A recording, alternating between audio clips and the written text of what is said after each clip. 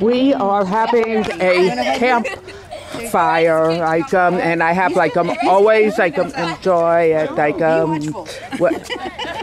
whenever we are allowed to have it, whenever I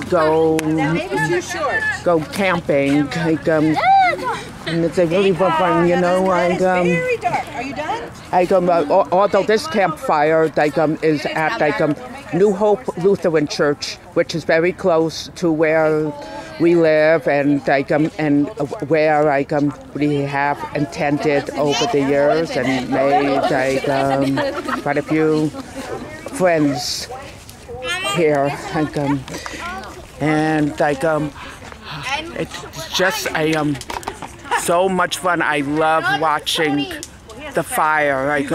Although sometimes the fire gets blown at my face too long. I develop a sensitivity to it with my eyes starting to water, and I get cut.